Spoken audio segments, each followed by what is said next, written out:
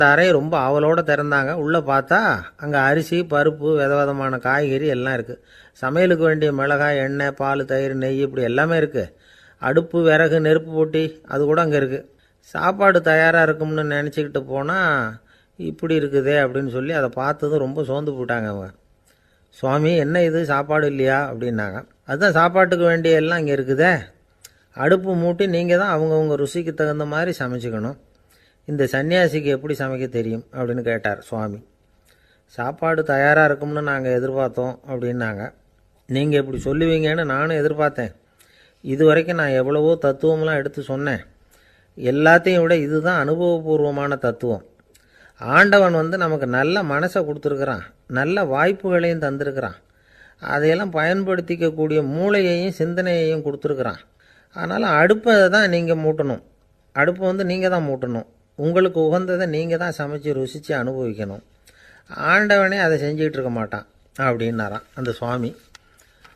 நம்முடைய வாழ்க்கையில் பல நல்ல பலன்களை பெறுறதுக்கு நாம் தான் முயற்சி பண்ணணும். அதுக்குரிய சூழ்நிலையை தான் ஆண்டவன் கொடுப்பானே தவிர அதை விளக்கிறதுக்காக தான் அந்த சுவாமி அப்படி செஞ்சு காட்டியிருக்கிறார். இது ஒரு பெரியவர் இப்படி ஒரு விளக்கம் கொடுத்தார். அதுக்கப்புறம் அந்த 3 தம்பதிகளும் தெளிவடைஞ்சுட்டாங்களாம். நாம் தெளிவடைகிறது எப்போங்கிறது தான் தெரியல அப்படின்னு பல பேர் இதை கேட்டுட்டு சொல்லிகிட்டு இருக்கிறாங்க. இந்த கதையை நம்முடைய நண்பர் ஒருத்தர்கிட்ட சொன்னேன். அந்த நண்பர் ரொம்ப சந்தோஷப்பட்டார். நீங்கள் சொல்கிறது கரெக்டு சார், ஆனால் நான் அதை விட ஒரு படி மேலே சார். எனக்கெல்லாம் அரிசி, பருப்பு இருக்கிற ரூம் எதுன்னு கையை காட்டிட்டா போதும். உடனே கிண்ணத்துலேருந்து சாவியை எடுத்து கொடுக்கணுங்கிற அவசியம்லாம் இல்லை எனக்கு. அப்புறம் எப்படி ரூமை திறந்துருவீங்க அப்படின்னு கேட்டேன். பூட்டை உடைச்சி திறந்துருவேன், அதுதான் எனக்கு பழக்கம் அப்படிங்கிறார். ஐயா, என்னுடைய நூல் வெளியீட்டு விழாவுக்கு அவசியம் நீங்கள் வரணும் அப்படின்னு கூப்பிட்டார் ஒருத்தர். எப்போ வரணும்னு கேட்டேன். அடுத்த வாரம்னார். சரி, புத்தகம் தயாராகிட்டுதா அப்படின்னேன். நாளைக்கு தான் அச்சிக்க கொடுக்க போகிறேன்னார். என்னங்க இது, புத்தகம் அச்சிடுறதுக்கு முன்னாடியே அழைப்புதழை அச்சடிச்சு விட்டீங்களே அப்படின்னு கேட்டேன். அதனால் என்னங்க, அந்த காலம் மாதிரியா இப்போல்லாம் அச்சுக்கலை எவ்வளவோ முன்னேறியாச்சுங்க. Linotype, monotype, phototype, laser இப்படி என்னென்னமோ வந்தாச்சு. இன்றைக்கி கொடுத்தா நாளைக்கே புத்தகம் தயார் அப்படின்னார். இப்படி இந்த அளவுக்கு முன்னேறி இருக்கிற இந்த அச்சுக்கலை ஆரம்பத்தில் எப்படி இருந்தது தெரியுமா? அந்த காலத்தில் காகிதம்னா என்னென்னே தெரியாது. அப்படி ஒன்று கண்டுபிடிக்கப்படவே இல்லை. அப்போல்லாம் எதையாவது ஒன்று எழுதணும்னா அதுக்கு ஆட்டு தோலை தான் பயன்படுத்தி இருக்கிறாங்க. கண்ணுக்குட்டி தோல் கூட அதுக்கு உபயோகப்பட்டு தான். ஐரோப்பாவில் இருந்த பாதிரியார்கள் தோலில் எழுதப்பட்ட புத்தகத்தை தயாரிக்கிறதுல ரொம்ப கெட்டிக்காரங்களாம். எகிப்து, அப்புறம் மத்திய தரைக்கடல் ஓரத்தில் உள்ள நாடுகள், இங்கேயெல்லாம் தோல் தான் எழுது பொருளாக பயன்பட்டு வந்திருக்குது. ஆனால் நம்ம நாட்டில் ஓலைச்சுவடிகளை எழுத்துக்கு பயன்படுத்தியிருக்கிறாங்க. எழுதுறதுக்கு தோலை பயன்படுத்தினவங்க பிறகு பேப்பரைஸ் அப்படிங்கிற கோரை புல்லை அதுக்கு பயன்படுத்தினாங்களாம். இதெல்லாம் அப்படி கொஞ்சம் கொஞ்சமாக கண்டுபிடிச்சிட்டு வந்திருக்கிறாங்க. அந்த புல்லை கச்சிதமாக நறுக்க வேண்டியது, நல்லா பதப்படுத்த வேண்டியது, அதுக்கப்புறம் அதில் எழுத வேண்டியது, அவ்வளவுதான். பேப்பருங்கிற சொல்லே இந்த பேப்பைரஸ் அப்படிங்கிறதுலேருந்து வந்தது தான். அதுக்கப்புறம் தான் காகிதம் வந்தது. இதை முதல்ல சீன நாட்டில் தான் கண்டுபிடிச்சாங்க. அது வந்த பிறகு அச்சு எந்திரம் கண்டுபிடிக்க வேண்டிய அவசியம் ஏற்பட்டது.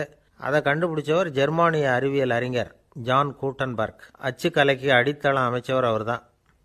ஜெர்மனியில் மெயின்ஸ் அப்படிங்கிற ஊரில் 1399 பிறந்தார்.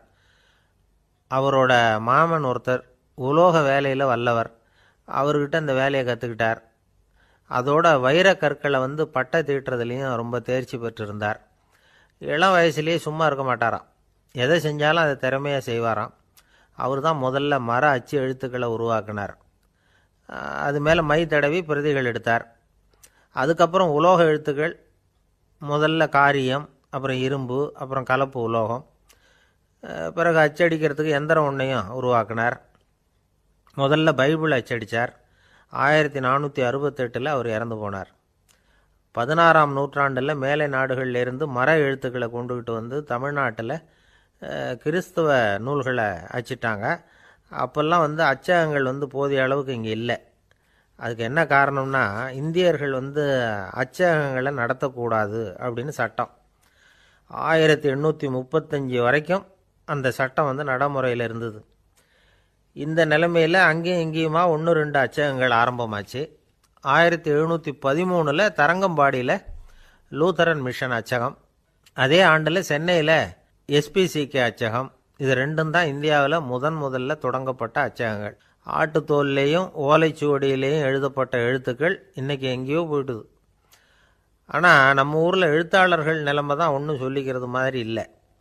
நம்ம ஆள் ஒருத்தர் சொன்னார், சார் நான் சொந்தத்தில் ஒரு அச்சாபீஸ் வச்சுருந்தேன், இப்போவும் வச்சுருக்கிறேன். அதனால் என்னுடைய படைப்புகளை புத்தகமாக வெளியிடுறதில் எனக்கு ஒன்றும் கஷ்டம் இல்லை. வருஷத்துக்கு ஒரு புத்தகம் எழுதி வெளியிட்டுருவேன். 15 வருஷமாக இலக்கிய உலகத்துக்கு இப்படி சேவை செஞ்சுக்கிட்டு வர்றேன். ஆனால் இந்த வருஷம்தான் வாசகர்கள் எனக்கு பாராட்டு விழா நடத்தியிருக்கிறாங்க அப்படின்னார். இந்த வருஷம் அப்படி என்ன விசேஷம் அப்படின்னு கேட்டோம். இந்த வருஷம்தான் நான் எந்த புத்தகம் எழுதி வெளியிடாமல் இருந்தேன், அதுக்காகத்தான் எனக்கு இந்த பாராட்டு விழா அப்படின்னார். ஒரு நண்பர் இருக்கார், எப்போ பார்த்தாலும் கையில் ஒரு புத்தகம் இருக்கும். புத்தகம் இல்லாமல் எங்கேயும் புறப்பட மாட்டார். எதுக்காக இப்படி எடுத்துகிட்டு போகிறீங்க அப்படின்னு கேட்டால், எனக்கு இது ஒரு நல்ல நண்பன் மாதிரி, இந்த காலத்தில் எங்கே போனாலும் காத்திருக்க வேண்டியிருக்கு, அது மாதிரி சமயத்தில் நான் நண்பன் கூட பேசிக்கிட்டு இருப்பேன் அப்படிம்பாரான். ஒருத்தர் ஒரு பெரிய அரச பதவியில் இருந்தார். அவர் பதவியிலேருந்து இறங்க வேண்டிய சூழ்நிலை. அரசு கொடுத்துருந்த வீட்டை விட்டுட்டு வெளியில் வர்றார். வரும்பொழுது 2 கையிலையும் 2 பெட்டியை எடுத்துகிட்டு வந்தாராம். சார் உங்களுடைய உடைமைகள் அப்படின்னு கேட்குறாங்க அங்கே இருந்த ஊழியர்கள். இவர் தன்னுடைய கையில் இருக்கிற பெட்டியை காட்டி, இதுதான் என்னுடைய சொத்து அப்படின்னாராம். ஒரு பெட்டியில் அவருடைய உடைகள், இன்னொரு பெட்டியில் அவர் விரும்பி படிக்கிற புத்தகங்கள், அவ்வளவுதான். இதுதான் இருந்துதான். புத்தகம் படிக்கிறது மனசுக்கு நல்லதுங்கிறது நமக்கு தெரியும். புத்தக வாசிப்பு உடம்புக்கும் நல்லதுங்கிறாங்க. அது நமக்கு ஆச்சரியமாக தான் இருக்குது.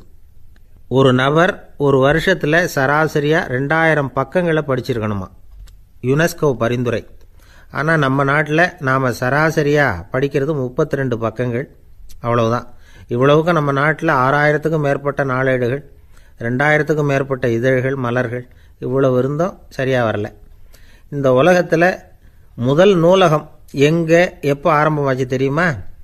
கிமு 2500ஆம் ஆண்டில் அது ஆரம்பமாயிருக்குது. பாபிலோனியாவில் அமில் அணு அப்படிங்கிற அரசன் தான் நூலகத்தை உருவாக்கியிருக்கிறான். அப்போல்லாம் தாள் கிடையாது, களிமண் தான். களிமண் பலகைகளில் எழுதி அது தொகுத்து அப்படியே நூலாக்கி அதை நூலகத்தில் வச்சுருப்பாங்களாம்.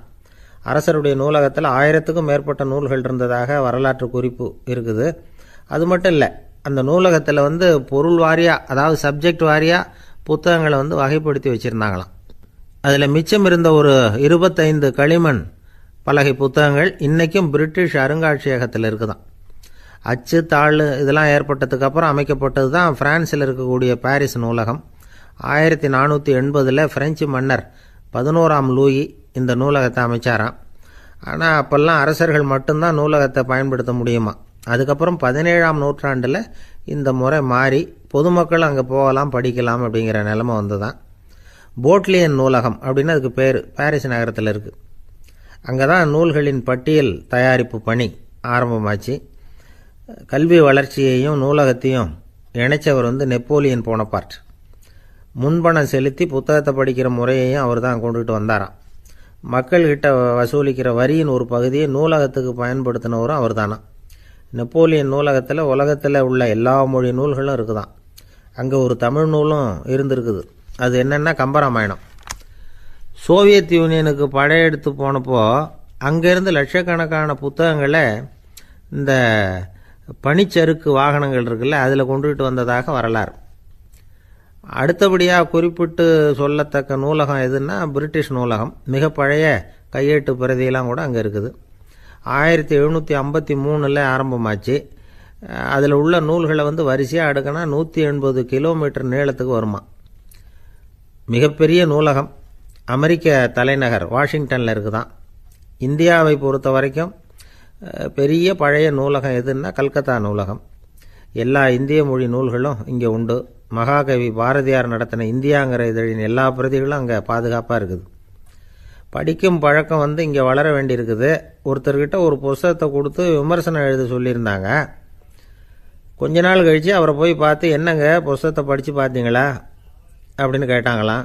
இதுக்கு அவர் சொல்லியிருக்கிறார், இன்னும் நான் படித்து பார்க்கலிங்க, இப்போ தானே விமர்சனமே எழுதி முடிச்சிருக்கிறேன், இனிமே தான் படிக்கணும் அப்படின்னாராம். ஒருத்தர் அவசரமாக போய்கிட்டு இருந்தார். எங்கே போய்கிட்டு இருக்கீங்க அப்படின்னு கேட்டார் ஒரு பெரியவர். கடைக்கு போகிறேன் சார், சாமான் வாங்கிறதுக்கு அப்படின்னார். அங்கே போகிறதுக்கு முன்னாடி தெரிஞ்சிக்க வேண்டியதெல்லாம் தெரிஞ்சுக்கிட்டீங்களா அப்படின்னு கேட்டார் பெரியவர். கடைக்கு போய் காசை கொடுத்து ஒரு பொருளை வாங்கிட்டு வரப்போகிறோம், இதில் தெரிஞ்சிக்க வேண்டியது என்ன இருக்குது அப்படின்னார் அலட்சியமாக. இப்போ அந்த பெரியவர் பேச ஆரம்பித்தார்.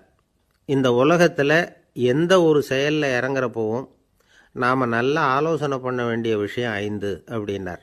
உதாரணமாக, ஒருத்தன் கடைக்கு போய் ஏதோ ஒரு பொருளை வாங்கிட்டு வர போகிறான்னு வச்சுக்கோங்களேன். அப்போ கூட அவன் 5 விஷயங்களை பற்றி தெரிஞ்சுக்க வேண்டியிருக்குது அப்படிங்கிறார் அவர். முதல்ல அந்த பொருள் எப்படிப்பட்டது அப்படிங்கிறத தெரிஞ்சுக்கணும். ரெண்டாவதாக தன்னை பற்றியும் தெரிஞ்சுக்கணும். அப்போ தான் அந்த பொருள் தனக்கு தேவையா இல்லையா அப்படிங்கிறத புரிஞ்சுக்க முடியும். மூணாவதாக தெரிஞ்சுக்க வேண்டியது ஒன்று இருக்குது. அது என்னென்னா, அந்த பொருளை அடையிறதுக்கு வழி என்ன அப்படிங்கிறத தெரிஞ்சுக்கணும். அதாவது எவ்வளவு பணம் கொடுத்தா அது கிடைக்கும், இது மாதிரியான விஷயங்கள். நாலாவதாக அந்த பொருளை அடையிறது மூலமாக நாம் அடையக்கூடிய பயன் என்ன அப்படிங்கிறதையும் உணரணும். அஞ்சாவது, அந்த பொருளை அடையிறதுல இருக்கக்கூடிய தடை எது அப்படிங்கிறதையும் நாம் தெரிஞ்சுக்கணும். பெரியவர் பேசுகிறது ஏதோ தத்துவம் மாதிரி தெரியுது இல்லையா? தத்துவம்தான். அதாவது இப்படி உலகியல் வாழ்க்கையில் சின்ன சின்ன விஷயங்கள்லேயே நாம் 5 விஷயங்களை தெரிஞ்சுக்க வேண்டியிருக்குது. அது ரொம்ப அவசியமாக இருக்குது. பேரின்ப நிலைன்னு சொல்கிறாங்கள்ல, அது மாதிரி பெரிய சமாச்சாரங்கள்லேயும் இந்த 5 விஷயங்களை நாம் தெரிஞ்சுக்க வேண்டியிருக்குது. அதுக்கு பேர் என்னன்னா அர்த்த பஞ்சகம். வைணவ சமயத்தில் அர்த்த பஞ்சகம்ங்கிறது ரொம்ப பெரிய விஷயம். கடைக்கு போகிறது மாதிரி கடவுளை பார்க்க போகிறப்பவும் நாம் 5 விஷயங்களை தெரிஞ்சுக்கணுமா. முதல்ல பரம்பொருள் அப்படிங்கிறது என்ன, அதோட தன்மைகள் என்ன, இதை தெரிஞ்சுக்கணும். இதுக்கு பேர் என்னன்னா பரமாத்ம ஸ்வரூபம் அப்படின்னு பேர். ரெண்டாவது, நாம் யார், நம்மோட தன்மை என்ன அப்படிங்கிறத தெரிஞ்சுக்கணும். நான் யாருன்னு எனக்கே தெரியலங்கிறப்போ இதை நான் சொல்கிறேன்னு இது என்னுடையதுன்னு சொல்கிறது தப்பு தானே. அப்புறம் மூணாவது விஷயம், பரம்பொருளை நாம் அடையிறதுக்கு வழி எது, இதை தெரிஞ்சுக்கணும். இது உபாய ஸ்வரூபம் அப்படின்னு பேர். நாலாவது விஷயம், நாம் அடைய வேண்டிய பயன்கள் என்ன அப்படிங்கிறத தெரிஞ்சுக்கிறது. இதுக்கு புருஷார்த்தம் அப்படின்னு பேர்.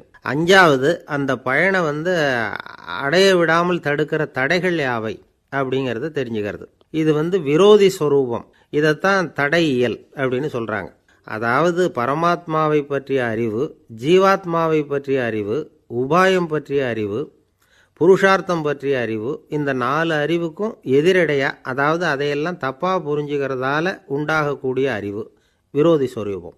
என்ன இது தகவலில் ஏதாவது கதை சொல்லுவீங்கன்னு பார்த்தா ஏதோ தத்துவம் பேசிகிட்டு இருக்கிறீங்களே அப்படின்னு நினைக்கலாம். இதுவும் தெரிஞ்சிக்க வேண்டிய ஒரு பெரிய விஷயந்தான். காதில் போட்டு வச்சா எப்போவாவது உபயோகப்படும். என்னுடைய நண்பர் ஒருத்தர் ஒரு நாள் என்கிட்ட சொன்னார், சார், அடுத்த மாதம் தஞ்சாவூரில் ஒரு கல்யாணம், போகிறதா வேண்டாமா அப்படின்னு ஒரே குழப்பமாக இருக்குது அப்படின்னார். நான் உடனே இந்த அர்த்த பஞ்சக உபதேசம் பண்ண ஆரம்பித்தேன். அவர் எல்லாத்தையும் பொறுமையாக கேட்டுவிட்டு, சரி சார், நான் போகிறதுன்னு முடிவு பண்ணிவிட்டேன்னார். எப்படி இந்த முடிவுக்கு வந்தீங்க அப்படின்னு கேட்டேன். அவர் சொன்னார், சார், அந்த 2வது பாயிண்ட் ஒன்று சொன்னீங்களே, அதை புரிஞ்சுக்கிட்டதுக்கு அப்புறம்தான் இந்த முடிவுக்கு வந்தேன் அப்படின்னார். என்ன 2வது பாயிண்ட்டுன்னு? அதாவது தன்னை பற்றி புரிஞ்சுக்கணும் அப்படின்னு சொன்னீங்க. உடனே என்னை பற்றி புரிஞ்சுக்கிட்டேன், நான் யாருங்கிறது எனக்கு தெரிஞ்சுது, உடனே போகிறது தான் நல்லதுன்னு முடிவு பண்ணிவிட்டேன்னார். நீங்கள் யாருன்னு கேட்டேன். நான் தான் சார் அந்த கல்யாணத்தில் தாலி கட்ட வேண்டிய மாப்பிள்ளை அப்படின்னார். அந்த காலத்தில் அண்ணாமலை ரெட்டியார்னு ஒருத்தர் இருந்தார். அவர் வெங்கனூர் அப்படிங்கிற கிராமத்தில் இருந்தார். அங்கேருந்து விருத்தாசலம் கோவிலுக்கு தவறாமல் போயிட்டு வந்துக்கிட்டு இருந்தார். இடையில் வெள்ளாறு, அதில் ஒரு சமயம் வெள்ளம் வந்துட்டுது. இவரால் போக முடியல. அதோட விளைவு வெங்கனூர்லேயே ஒரு கோவில் கட்டணும் அப்படின்னு முடிவு பண்ணார், சிவாலயம். அந்த சமயத்தில் வடநாட்டில் பஞ்சம். அதனால் அங்கே இருந்த பல சிற்பிகள் தென்னாட்டை நோக்கி வர ஆரம்பித்தாங்க. அவங்க வெங்கனூர் வழியாக வர்றது தெரிஞ்சதும் இவர் போய் பார்த்தார். இங்கே ஒரு கோவில் கட்டணும், அதுக்கு நீங்கள் உதவணும்னார். பஞ்ச காலத்தில் இப்படி ஒரு வாய்ப்பு கிடைச்சதில் அவங்களுக்கும் ரொம்ப மகிழ்ச்சி. உற்சாகத்தோடு ஒத்துக்கிட்டாங்க. ஆலய திருப்பணி ஆரம்பமாச்சு. அவங்களுக்கு வேண்டிய எல்லா வசதிகளையும் இவர் செஞ்சு கொடுத்தார். அவங்களுக்கு எந்த குறையும் இல்லாமல் பார்த்துக்கிட்டார். அது மட்டும் இல்லை, ஒவ்வொரு நாளும் அங்கே வருவார். உங்களுக்கு என்ன வேணும், எது வேணும்னு கேட்பார். ஏதாவது குறை இருந்தால் சொல்லுவாங்க, உடனே தீர்த்து வைப்பார். இவரும் கேட்பார், எந்த குறையாக இருந்தாலும் என்கிட்ட சொல்லுங்க அப்படின்னு சொல்லுவார். அதை தவிர இவராகவே கவனித்தும் அவங்களுக்கு என்னென்ன தேவைங்கிறத கண்டுபிடிச்சி அதையெல்லாம் வந்து கொடுத்துக்கிட்டு இருப்பார். என்ன தேவைன்னாலும் அதை நிறைவேற்றி வச்சுருவார். அந்த சிற்பிகளின் தலைவன் ஒருத்தன், அந்த ஆளுக்கு வெத்தலை பாக்கு போடுறது பழக்கம். இதை தெரிஞ்சுக்கிட்டு அதுக்காகவே ஒரு ஆளை வந்து ஏற்பாடு பண்ணார். வேணுங்கிறப்போலாம் நீ வந்து வெத்தலை சீவல் மடித்து கொடுக்க வேண்டியது உன் வேலை அப்படின்னு ஒருத்தனை ஏற்பாடு பண்ணிட்டார். இப்படியெல்லாம் செஞ்சதும் அவங்களுக்கும் ரொம்ப உற்சாகம். ரொம்ப பொறுப்பாக சிற்ப வேலைகளை செஞ்சுக்கிட்டு இருக்கிறாங்க. ஒரு நாள் என்னாச்சு தெரியுமா? அந்த சிற்பிகளின் தலைவன் ரொம்ப நுணுக்கமாக ஒரு வேலையை செஞ்சுக்கிட்டு இருக்கிறான். சாரம் போட்டு அது மேலே படுத்துக்கிட்டு அண்ணாந்து பார்த்து உச்சியில் நுணுக்கமான சிற்பங்களை உருவாக்கிக்கிட்டு இருக்கான். சிற்பியின் கவனம் செதறப்படாதுங்கிறதுனால இவர் மெதுவாக சத்தம் போடாமல் கிட்ட போய் நின்று அதை கவனிச்சிக்கிட்டு இருக்கிறார். அந்த சிற்பி வழக்கம் போல் வெத்தலை பாக்குக்காக இடது கையை கீழே நீட்டினான். அந்த சமயம் பார்த்து அவருக்கு தாம்பூலம் கொடுக்குறவன் அங்கே இல்லை, எங்கேயோ போயிருக்கிறான். அண்ணாமலை ரெட்டியார் என்ன பண்ணார் தெரியுமா? தனக்காக கொடுக்கப்பட்ட தாம்பூலத்தை வாங்கி சிற்பியின் கையில் கொடுக்குறார். அவன் வாங்கி போட்டுக்கிட்டான். இது என்ன இன்னைக்கு வெத்தலை சீவல் வேறு மாதிரி இருக்குது, வாசனை தாம்பூலமாக இருக்குது அப்படின்னு யோசனை பண்ணிவிட்டு கீழே திரும்பி பார்க்குறார். பார்த்தா ரெட்டியார் மறுபடியும் சிற்பி கை நீட்டும் பொழுது கொடுக்கறதுக்காக தாம்பூலத்தை மடித்து வாங்கி வச்சுக்கிட்டு தயாராக நிற்கிறார். சிற்பிக்கு அதிர்ச்சி. உடனே பொத்துன்னு கீழே குதிச்சான். ஐயா, என்ன இது நீங்களா அப்படின்னா. இவர் சொன்னார், நான் ஒன்றும் தப்பு பண்ணலையே, உன்னுடைய கை புண்ணியம் செஞ்ச கை, கோயில் கட்டுற கை, அந்த கைக்கு தாம்பூலம் கொடுக்கறதுல என்ன தப்பு அப்படின்னாராம். ஏற்கனவே பஞ்சத்தில் அடிபட்டு வந்த எங்களை நீங்கள் ஆதரித்ததே பெரிய விஷயம். இந்த செயல் வந்து என்னை ஒரு பெரிய கடனாளி ஆக்கிவிட்டுது. ஐயா, எங்களுக்கு வந்து உணவு உடை இதை மட்டும் நீங்கள் கொடுத்தா போதும், ஊதியம்னு எதுவும் வாங்க மாட்டோம் அப்படின்னு நானும். அந்த சிற்பி எவ்வளவோ வற்புறுத்தியும் எதுவும் வாங்கிக்கலையாம். இந்த செய்தியை தமிழ் தாத்தா டாக்டர் ஊவேசா சொல்லியிருக்கிறார். அந்த காலத்தில் எப்படிப்பட்டவங்கள்லாம் வாழ்ந்துருக்கிறாங்க பாருங்கள். இந்த காலத்தில் ஒருத்தர் கோவில் கட்டினார், வேலை செய்கிற எல்லாருக்கும் சாப்பாடு போடுவார். சிற்ப வேலை செஞ்சுட்டு சாப்பிட வர்ற ஒவ்வொருத்தர் கையையும் அன்பாக பிடிச்சி முத்தம் கொடுத்து உள்ளே அனுப்புவார். அந்த கைகளுக்கு நீங்கள் கொடுக்குற மரியாதையாது அப்படின்னு கேட்டாங்க. அடா, அது இல்லைங்க, ஏற்கனவே முதல் பந்தியில் சாப்பிட வந்தவன் மறுபடியும் வர்றானான்னு கண்டுபிடிக்கிறதுக்காக கையை பிடிச்சி மோந்து பார்க்குறேன் அப்படின்னாராம் அவர். பிரம்மத்தை அறிந்தவன் பிரம்மமாகறான் அப்படின்னு ஒரு பெரியவர் பேசினார் ஒரு கோவிலில். தைத்திரிய உபனிஷத்து அப்படி சொல்லுதான். இதை கேட்கும் பொழுது நமக்கு ஒரு சந்தேகம் வரும். அது எப்படி? பிரம்மத்தை அறிந்தவன் பிரம்மம் ஆகிறான்னா, சிங்கத்தை அறிந்தவன் சிங்கம் ஆகிறானா, தோசையை அறிந்தவன் தோசை ஆகிறானா? இப்படிப்பட்ட சந்தேகம் நமக்கு வர்றதில் ஒன்றும் ஆச்சரியம் இல்லை. இது இயற்கை. இதுக்கும் அந்த பெரியவரே பதில் சொல்கிறார். சிங்கம் வேற, நாம் வேற. அதனால் சிங்கத்தை அறிந்தவன் சிங்கம் ஆக மாட்டான். ஆனால் பிரம்மம் வேற, நாம் வேற இல்லை. அதனால் பிரம்மத்தை அறிந்தவன் பிரம்மமாகறான் அப்படிங்கிறது அவரோட விளக்கம். மனிதன் அவன்தான் தான் பிரம்மங்கிறது தெரியாதனால தான் அதை வேற எங்கேயோ தேடிட்டு இருக்கிறான். கடைசியில் அது தான் தாங்கிறது புரிஞ்சுக்கிற பொழுது அவன் பிரம்மம் ஆயிடுறான். இதை விளக்கிறதுக்கு ஒரு உபநிஷத்து கதையே இருக்குது. நமக்கு தெரிஞ்ச கதை தான், ஆனால் அதை வேறு விதமான அர்த்தத்தில் விளையாட்டாக சொல்லிகிட்டு இருக்கிறோம். ஒரு சமயம் ஒரு 10 நண்பர்கள் ஒரு காட்டு வழியாக போய்கிட்டு இருக்கிறாங்க. குறுக்க ஒரு நதி, அதை கடந்து அடுத்த பக்கம் போகணும். எல்லாரும் ஒரு வழியாக கடந்து அடுத்த கரைக்கு போய் சேர்ந்துட்டாங்க. அங்கே போய் சேர்ந்ததுக்கப்புறம் எல்லாரும் பத்திரமா வந்து சேர்ந்துட்டோமா அப்படின்னு தெரிஞ்சுக்கிறதுக்காக எண்ணி பார்க்குறான் அந்த கூட்டத்து தலைவன். அவங்க மொத்தம் 10 பேர். ஆனால் அவன் எண்ணி பார்க்குறப்போ 9 தான் வருது. ஏன்னா அவன் தன்னை விட்டுவிட்டான். எதிரில் நிற்கிறவங்கள மட்டுமே எண்ணுறான். ஐயோ 10வது ஆள் எங்கேங்கிறான், பதறான். சரி நீ இரு, நான் எண்ணி பார்க்குறேன்னு சொல்லிவிட்டு இன்னொருத்தன் வந்து எண்ணுறான். அவனும் தன்னை விட்டுட்டு எண்ணுறான். 9 தான் வருது. எல்லோரும் கொய்யோ முறையோன்னு கத்த ஆரம்பிச்சிட்டாங்க. அந்த சமயத்தில் ஒரு பெரியவர் அந்த பக்கமாக வர்றார். என்ன விஷயம்னு விசாரிக்கிறார். 10வது ஆள் 6 அடிச்சுட்டு போட்டுது அப்படின்னு சொல்லி இவங்க அழறாங்க. சரி அழாதீங்க அப்படின்னு சொல்லி அந்த தலைவனை பார்த்து இப்படி வாங்குறார். வர்றான். இப்போ எனக்கு முன்னாடி ஒரு தரம் எண்ணு பார்க்கலாம்ங்கிறார். 1 2 3ன்னு ஆரம்பித்து 9ல் வந்து முடிக்கிறான். உடனே பெரியவர் நீ தான் அந்த 10வது ஆள் அப்படிங்கிறார். இது உண்மை. நாம் தான் அது. நாம் தான் நம்மளை வேறு எங்கேயோ தேடிகிட்டு இருக்கிறோம். நாம் எங்கேயோ தேடிகிட்டு இருக்கிறோமே, அந்த பிரம்மம் நாம் தான். இப்படி ஒரு பெரிய உண்மையை விளக்கிறதுக்காக தான் அப்படி ஒரு கதை சொல்லப்பட்டது. ஆனால் அதை வந்து நாம் வேறு விதமாக வேடிக்கையாக உபயோகப்படுத்திக்கிட்டு இருக்கிறோம். எப்படி தெரியுமா? ஒரு ஆத்தங்கரையில் ஒரு 10 பேர் முழிச்சுக்கிட்டே நின்றுக்கிட்டு இருந்தாங்களாம். அந்த பக்கமாக வந்த ஒருத்தன், ஏன் இப்படி முழிச்சுக்கிட்டு நிற்கிறீங்கன்னு கேட்டிருக்கிறான். எங்களுக்கு நீச்சல் தெரியாது, நாங்கள்லாம் அடுத்த கரைக்கு போய் சேரணும் அப்படின்னாங்களாம். சரி, நான் கொண்டுட்டு போய் விடுறேன்.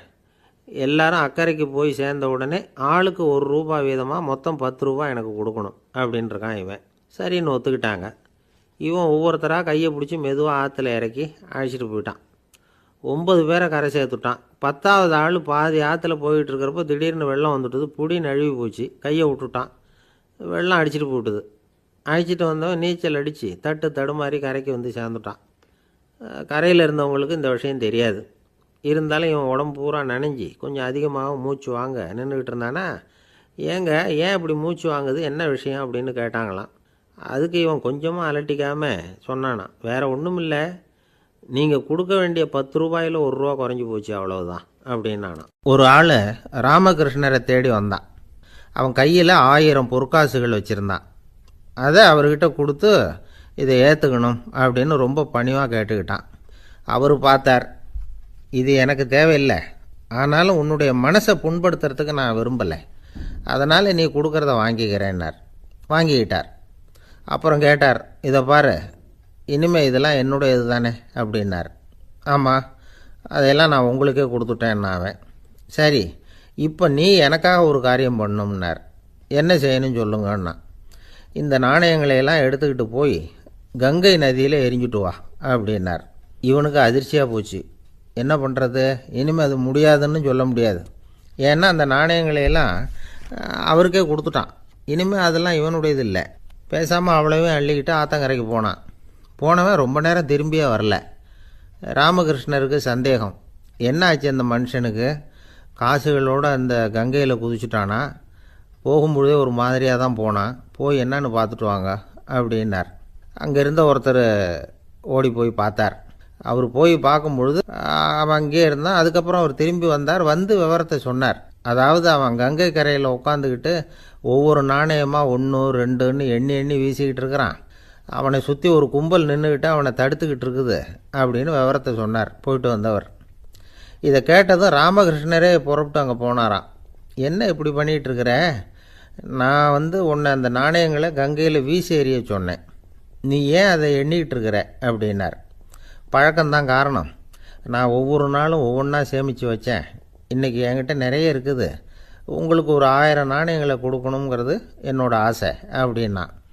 இப்போ ராமகிருஷ்ணர் சொன்னார், ஒரே நேரத்தில் எல்லாத்தையும் சம்பாதிச்சிருந்தா நீ எண்ணுறது பொருத்தமாக இருக்கும், எல்லாத்தையும் இழக்கும்போது ஒவ்வொன்றா எண்ணிக்கிட்டு இழக்கிறதுங்கிறது சரியான செயல் இல்லை, அதனால் ஒரே தடவையாக எல்லாத்தையும் தூக்கி எறிஞ்சிடும் அப்படின்னார். இது இழப்பது அப்படிங்கிற ஒரு உயர்ந்த நிலை. இதை நாம் யதார்த்த வாழ்க்கையில் சம்மந்தப்படுத்தி பார்த்து குழப்பிக்கிட்டு இருக்கக்கூடாது. இழக்கிறேன்னு சொல்லிக்கிட்டு இருக்கிற காசையெல்லாம் ஆற்றுலையும் குளத்துலையும் கொண்டு போய் எரிஞ்சிட்டு வாங்க அப்படின்னு உபதேசம் பண்ணுறதாக யாரும் நினச்சிடக்கூடாது. இதில் நாம் புரிஞ்சிக்க வேண்டியது என்னென்னா, எதையாவது ஒன்றை இன்னொருத்தருக்கு கொடுக்கணும் அப்படின்னு விருப்பப்பட்டால் அதை மனப்பூர்வமாக கொடுத்துடணும். கொடுத்துட்டு அதையே நினச்சிக்கிட்டு இருக்கக்கூடாது.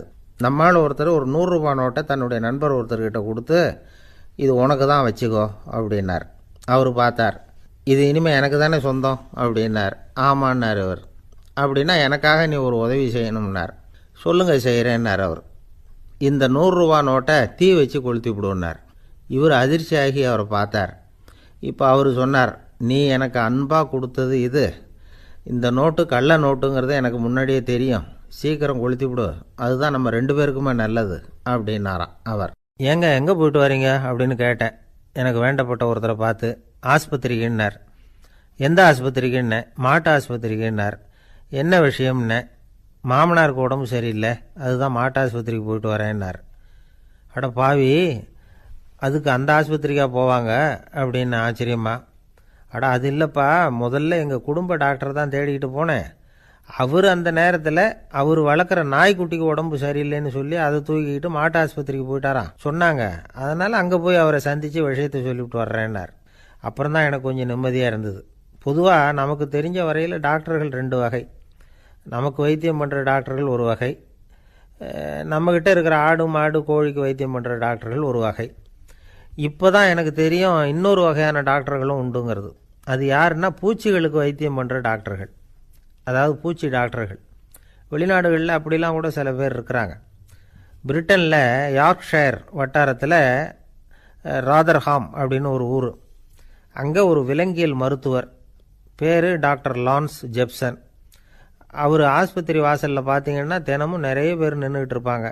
கையில் கண்ணாடி குடுவை, தகர டப்பா இப்படி ஏதாவது இருக்கும். அதுக்குள்ளே ஏதாவது பூச்சிகள் இருக்கும்.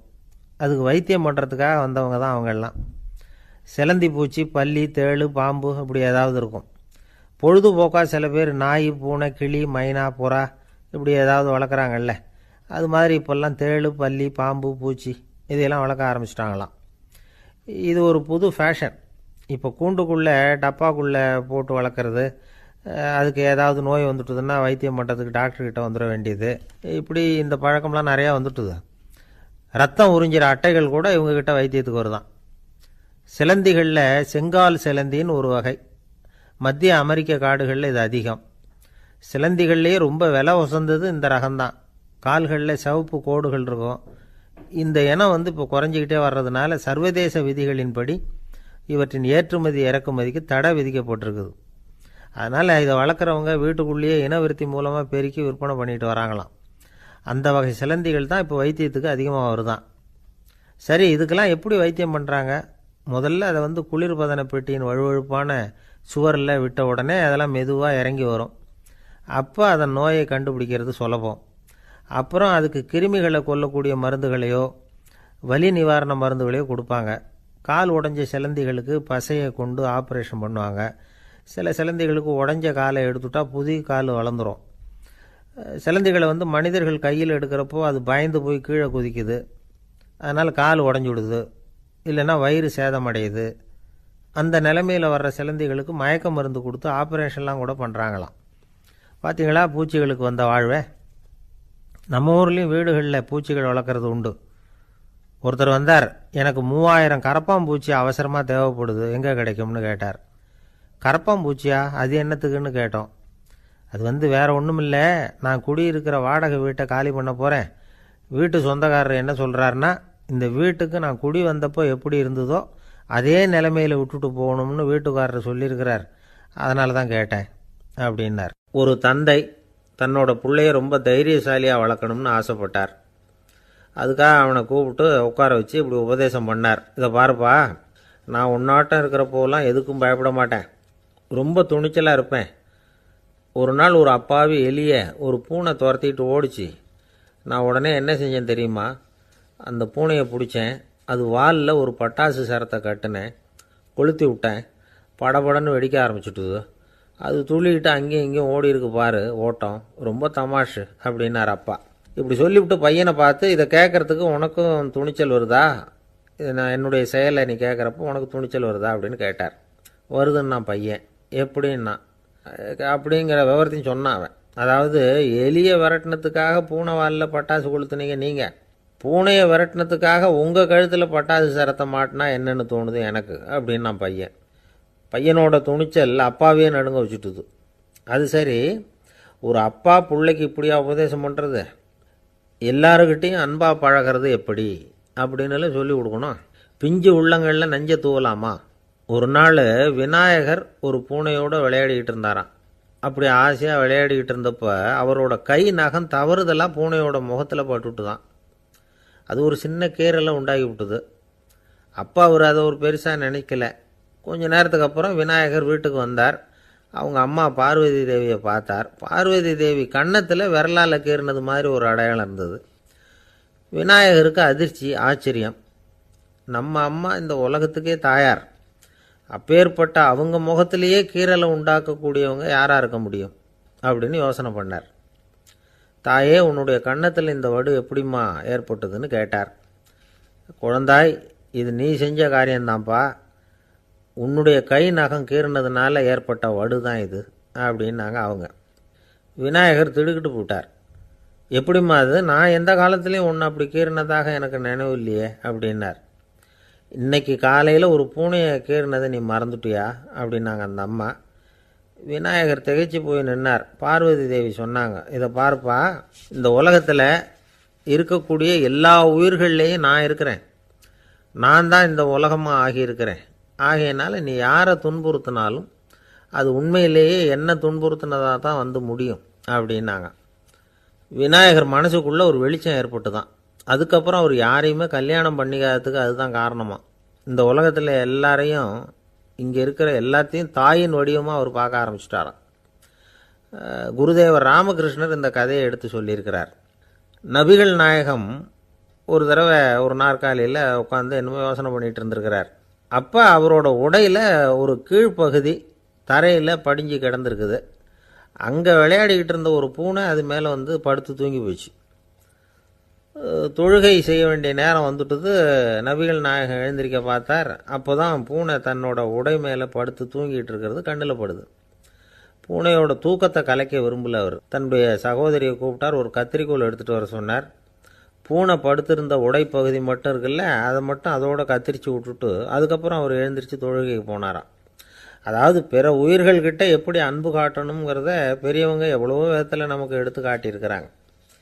இருந்தாலும் எத்தனை பேர் மனசில் அதெல்லாம் உரைச்சிருக்குது. நாமளும் நம்ம ட்ரெஸ்ஸு மேலே ஒரு பூனை படுத்திருந்தா ஒரு கத்திரிக்கோலை தான் தேடுவோம், எடுத்துக்கிட்டு வர சொல்லுவோம். துணியை வெட்டுறதுக்கு பதிலாக இல்லை அதோட வாழை வெட்டினா என்ன அப்படின்னு தோணும். ஒரு ஆள் ரொம்ப பிரியமாக ஒரு பூனையை ஆற்றுல குளிப்பாட்டிக்கிட்டு இருந்தானா. எப்படி? அந்த பூனையை ஆற்று தண்ணியில் அமுக்கி அமுக்கி குளிப்பாட்டிக்கிட்டு இருக்கிறான். அந்த வழியாக போன பெரியவர் ஒருத்தர் இதை பார்த்தார். இதை பார்ப்பா, பூனையை அது மாதிரி ஆற்று தண்ணியில் அமுக்கி குளிப்பாட்டாத, மூச்சு திணறி செத்து போடும் அப்படின்னு அட்வைஸ் பண்ணார். நீ போய் அவன் வேலையை பார்த்துக்கிட்டு, எனக்கு எல்லாம் தெரியும்னா இவன். சரின்னு அவர் போயிட்டார். கொஞ்ச நேரம் கழித்து அவரே அந்த வழியாக திரும்பி வந்துக்கிட்டு இருந்தார். ஆற்றுல பூனையை குளிப்பாட்டிக்கிட்டு இருந்தவன் அழுதுகிட்டு உட்காந்துருக்கிறான். பக்கத்தில் அந்த பூனை செத்து கிடக்குது. இதை பார்த்தார் பெரியவர்.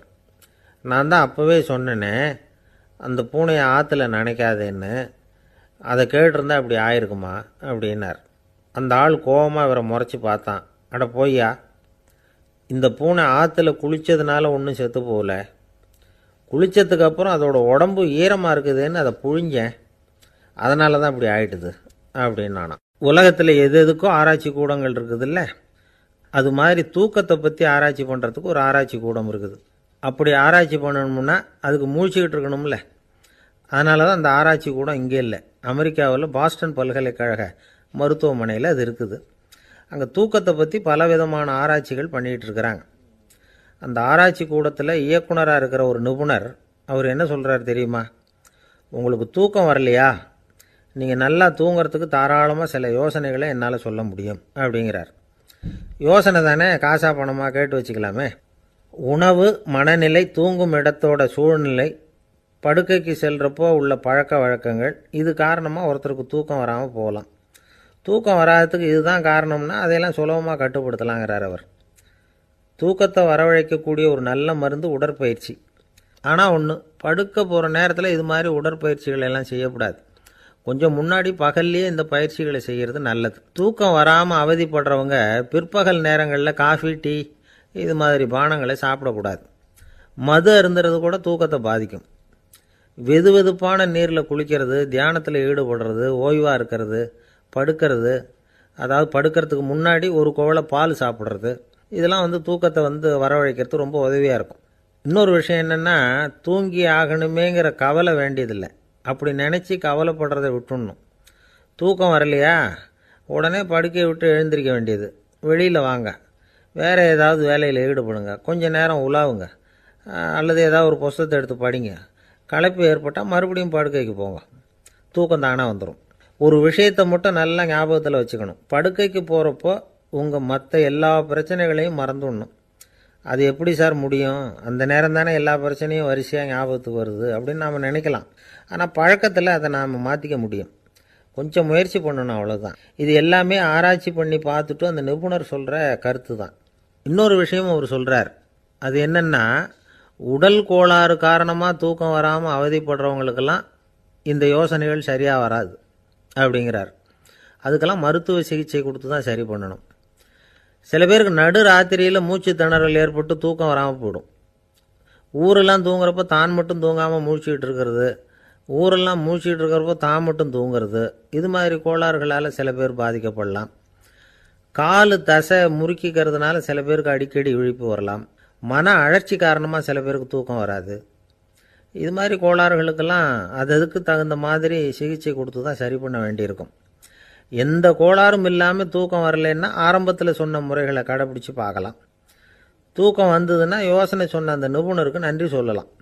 ஒருத்தர், ஏன் சார் பஸ்ஸில் தூங்குறது கெட்ட பழக்கமானு கேட்டார். இல்லையே, நான் கூட பஸ்ஸில் போகிறப்ப தூங்கிட்டு தானே போவேன் அப்படின்னார் இன்னொருத்தர். அப்புறம் ஏன் என்ன டிரைவர் வேலை வேணாம்னு வீட்டுக்கு அனுப்பி வச்சுட்டாங்க அப்படின்னாராம் அவர். ஒருத்தரை பார்த்து உன்னுடைய நண்பர்கள் யார் அப்படின்னு ஒரு கேள்வி கேட்டு பாருங்க. கொஞ்சம் யோசித்து பதில் சொல்லுவாங்க. அவங்கக்கிட்டேயே உன்னுடைய எதிரிகள் யார் அப்படின்னு கேளுங்க, கடகடன்னு ஒப்பிச்சிருவாங்க. நம்ம மனசு இருக்க அது எப்படின்னா, நம்ம நண்பர்களை விட எதிரிகளை அது நல்லா ஞாபகத்தில் வச்சுக்கும். இது ஒரு ஆச்சரியமான உண்மை. உங்களால் நண்பர்களை மறந்துட முடியும், ஆனால் எதிரிகளை மறந்துட முடியாது. இது ஒரு வேடிக்கையான நிலைமை தான். அழகான தருணங்களை நாம் ஏன் மறந்துடுறோம்? இது இயற்கை. ஏன்னா நம்ம மனசு மலர்களை கவனிக்கிறதில்ல, அதில் இருக்கிற முள்ளை தான் கவனிக்குது. தன்னை காயப்படுத்துகிற எதையும் அது உடனே கண்டுகொள்ளுது. ஒரு தெளிந்த சிந்தனை உடைய மனசு மிக அழகாக உள்ள எல்லாத்தையும் கவனிக்கும். அது நன்றியுடன் உணரக்கூடிய எல்லாத்தையும் பார்த்து குறிச்சிக்கும். இப்படிப்பட்டவங்க வாழ்க்கை இயல்பாகவே நல்லா அமையும். அது ரொம்ப அபூர்வம். மனசில் உள்ள ஒரு சிறிய அமைப்பை மாற்றுவதை பொறுத்து தான் இந்த விஷயம் அப்படிங்கிறார் ஓஷோ. ஒரு யூத கோவில் இருந்து தான், அது யூதர்களின் மடமாகவும் இருந்தது. அங்கே ஒரு தலைமை குரு, அவர் ரொம்ப கண்டிப்பானவர். அந்த கோவிலை ஒட்டி ஒரு தோட்டம். ஒரு நாள் காலையில் அந்த தோட்டத்தில் 2 இளம் யூதர்கள் நடந்து போய்கிட்டு இருக்கிறாங்க. காலையில் 1 மணி நேரம், மாலையில் 1 மணி நேரம் அவங்க அந்த தோட்டத்தில் நடக்கிறதுக்கு அனுமதி உண்டு. மற்ற நேரங்களில் அவங்க மத புத்தகங்களை படிக்கணும், பிற விதிமுறைகளை கடைபிடிக்கணும். அந்த 2 பேருமே தொடர்ந்து புகைப்பிடிக்கிற பழக்கம் உள்ளவங்க. ஆனால் கோவில் மடத்தில் இருக்கிறப்போ அவங்க புகைப்பிடிக்க முடியாது, அது கடுமையான குற்றம். சரி, நாம் தோட்டத்தில் இருக்கிறப்போவாவது புகைப்பிடிக்கலாமா அப்படின்னு ஒரு ஆசை அவங்க 2 பேருக்குமே. இருந்தாலும் பயம். இப்படி கேட்டால் மதகுரு என்ன சொல்லுவாரோ அல்லது என்ன செய்வாரோங்கிற பயம். இப்படியே கொஞ்ச நாள் ஆச்சு. ஒரு நாள் அந்த 2 பேரில் ஒருத்தன் ரொம்ப கலங்கி போய் அந்த கோவிலிருந்து வெளியில் வந்துக்கிட்டு இருந்தான். வந்தவன் நேராக தோட்டத்து பக்கம் போனான். அங்கே இன்னொருத்தன் ஆனந்தமாக புகை பிடிச்சிக்கிட்டு இருக்கிறான். அதை பார்த்து தான் இவனுக்கு அதிர்ச்சி. அட கடவுளே, என்ன இது, நீ கேட்காமலே ஆரம்பிச்சிட்டியா அப்படின்னா. இல்லை இல்லை, நான் கேட்டுவிட்டு தான் ஆரம்பிச்சிருக்கேன்னா அவன். அப்படியா, என்ன மனுஷன் இவர், நானும் தான் கேட்டேன், என்னை கண்ணாமுன்னான்னு திட்டிவிட்டார். இது என்ன கோவிலா இல்லை நரகமா? உனக்கு புகை பிடிக்கணும்னு ஆசையாக இருந்தால் நரகத்துக்கு போகணும்னு சொல்லிவிட்டார். அது சரி, உன்னை மட்டும் எப்படி அனுமதிச்சார் அப்படின்னு கேட்டான் இவன். அவன் சிரிச்சுக்கிட்டே, நீ எப்படி கேட்ட சொல்லு அப்படின்னா. நாம் இந்த தோட்டத்துக்கு வர அனுமதிக்கப்பட்டிருக்கிறதே ஜபத்துக்காகத்தானே, அதனால் நான் ஜபம் சொல்லும் பொழுது புகை பிடிக்கலாமா அப்படின்னு கேட்டேன். அதுக்கு தான் அவர் சத்தம் போட்டு என்னை அடிக்கவே வந்துட்டார் அப்படின்னா இவன். நீ ஒரு மாதிரியாக கேட்டிருக்க, நான் வேறு மாதிரியாக கேட்டிருக்கிறேன். ஜபம் சொல்லும்போது புகை பிடிக்கலாமான்னு நீ கேட்டிருக்க. ஐயா, புகை பிடிக்கும் பொழுது ஜபிக்கலாமா அப்படின்னு நான் கேட்டேன். அதில் தப்பு ஒன்றும் இல்லை அப்படின்னு பதில் சொல்லிட்டார் அப்படின்னா. ஒரு சிறிய மாற்றம்தான் அது மிகப்பெரிய மாறுதலை ஏற்படுத்தி விட்டது. மனசு நல்ல விதமாக சிந்திக்க ஆரம்பிச்சுட்டுதுன்னா மகிழ்ச்சிக்கு பஞ்சம் இல்லை. ஒரு கஞ்சன் ஆற்றுல விழுந்துட்டான். வெள்ளத்தில் தத்தளிச்சுக்கிட்டு இருக்கிறான். கரையில் நின்ன ஒருத்தர், உன் கையை கொண்டா இப்படி பிடிச்சி இழுத்து கரையில் சேர்த்து விடுறேன்னார். எதையும் கொடுத்து பழக்கம் இல்லாத அவன் கையையும் கொடுக்க மாட்டேன்னுட்டான். இவர் பார்த்தார், உன் கையை கொடுன்னு சொல்கிறதுக்கு பதிலாக நான் என் கையை கொடுக்குறேன் பிடிச்சிக்கோ அப்படின்னார். அவன் கப்புன்னு பிடிச்சிக்கிட்டான், இழுத்து கரையில் போட்டார். ஒரு காலத்தில் பிரஷ்யா அப்படின்னு ஒரு தேசம் இருந்தது. இப்போ ஜெர்மனி இருக்குல்ல, இதோட பெரும்பகுதி ஒரு காலத்தில் பிரஷ்யாங்கிற பேரில் இருந்தது. அப்போ அதுக்கு அரசராக இருந்தவர் மகா ஃப்ரெடரிக், அதாவது ஃப்ரெடரிக் தி கிரேட் அப்படின்னு சொல்லுவாங்க.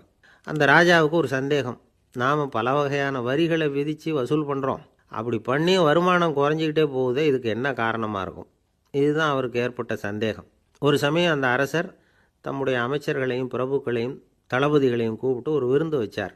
விருந்து முடிஞ்சதும் அவங்கள பார்த்து இந்த சந்தேகத்தை கேட்டார். வரிகள் அதிகமாக விதித்து வருமானம் குறையறதுக்கு என்ன காரணம் அப்படின்னு கேட்டார். பல பேருக்கு இதுக்கு சரியாக பதில் சொல்ல தெரியல. அனுபவசாலியான ஒரு தளபதி எழுந்திருச்சார். அரசே, அது எப்படிங்கிறத இப்போ உங்களுக்கு காட்டுறேன்னார். உடனே ஒரு பெரிய பனிக்கட்டி ஒன்றை தன்னுடைய கையில் எடுத்தார். அதை அப்படியும் எப்படியும் திருப்பி பார்த்தார். அப்புறம் அடுத்தவர்கிட்ட கொடுத்தார். அவரும் அதை அப்படியும் இப்படியும் திருப்பி பார்த்துட்டு அடுத்தபடியாக இருந்தவர்கிட்ட கொடுத்தார். இப்படியே இதை ஒவ்வொருத்தராக பார்த்துட்டு ஒவ்வொரு கையாக மாறி கடைசியில் மன்னர் கைக்கு போய் சேர்ந்தது. மன்னர் கைக்கு அந்த பனிக்கட்டி போய் சேர்ந்தப்போ அது கொஞ்சம் கொஞ்சமாக உருகி ஒரு பட்டாணி கடலை சைஸுக்கு ஆயிட்டுது. மன்னர் யோசனை பண்ணார், வரி அதிகமாக போட்டாலும் வந்து சேர்றது குறைவாக இருக்கிறதுக்கு என்ன காரணம் அப்படிங்கிறது அவருக்கு புரிஞ்சு போச்சு. காலம்தான் மாறிட்டு இருக்கே தவிர இந்த கையூட்டு வாங்குற பழக்கம் மாறினதாக தெரியல. இன்னொரு ராஜா இருந்தார். அவர் தன்னுடைய ராஜாங்கத்தில் லஞ்ச ஊழலே சுத்தமாக இருக்கக்கூடாது அப்படின்னு நினச்சார். அவர்கிட்ட பல்வேறு துறைகளுக்கும் பொறுப்பாக இருந்த பல பேரும் ரொம்ப சுத்தமாகவும் நேர்மையாகவும் இருந்தாங்க. ஒரே ஒருத்தர் மட்டும் எல்லார்கிட்டையும் லஞ்சம் வாங்கிட்டே இருந்தார். அவரை வேறு வேறு துறைகளுக்கு மாற்றி பார்த்தாரு. அந்த ராஜா என்னென்னமோ பண்ணி பார்க்குறாரு. எந்த வேலையை கொடுத்தாலும் அதுலேயும் லஞ்சம் வாங்கிறதுக்கு ஒரு வழியை உண்டு பண்ணிக்குவார் அந்த ஆள். ராஜாவுக்கு இது ஒரு பெரிய தலைவலியாக போயிட்டுது. இவர் என்ன பண்ணுறது, இவருக்கு என்ன வேலையை கொடுக்கறது, கொஞ்சம் கூட லஞ்சம் வாங்கிறதுக்கு சான்ஸே இல்லாத ஒரு வேலையை கொடுக்கணும் அப்படின்னு திட்டம் போட்டார். ஒரு நாள் அவருக்கு அந்த உத்தரவும் போட்டுட்டார். அதாவது அவருக்கு என்ன வேலைன்னா, கடற்கரையில் தான் அவருக்கு ஆஃபீஸ். அங்கேயே இருந்துக்க வேண்டியது. தினமும் எத்தனை கடல் அலை கரையில் வந்து மோதுது அப்படிங்கிறத கணக்கெடுத்து ராஜாவுக்கு தெரிவிக்க வேண்டியது. இதுதான் அவருக்கு வேலை. பேசாமல் அலையை எண்ணிட்டு உட்காந்துருக்கிட்டோம், அப்போவாவது அவர் லஞ்சம் வாங்குகிற சந்தர்ப்பம் இல்லாமல் போயிடும் அவருக்கு அப்படின்னு நினச்சார் ராஜா. இந்த ஆள் கடற்கரைக்கு போய் டியூட்டியில் ஜாயின் பண்ணிட்டார். ஒரே மாதத்தில் அங்கே சொந்தமாக ஒரு பிரம்மாண்டமான மாளிகை கட்டிவிட்டார். ராஜாவுக்கு இது பெரிய ஆச்சரியமாக போச்சு.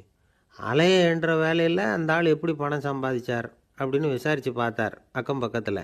அந்த ஆள் என்ன பண்ணியிருக்கிறாருன்னா, கடற்கரையில் போய் பொறுப்பை ஏற்றுக்கிட்ட உடனே அங்கே இருந்த மீனவர்கள்கிட்ட எல்லாம் இந்த கரையில் வந்து ஒரு நாளில் வந்து மோதுகிற அலைகள் எத்தனை அப்படின்னு கேட்டிருக்காரு. அது எப்படிங்க தெரியும்னு இருக்காங்க அவங்க.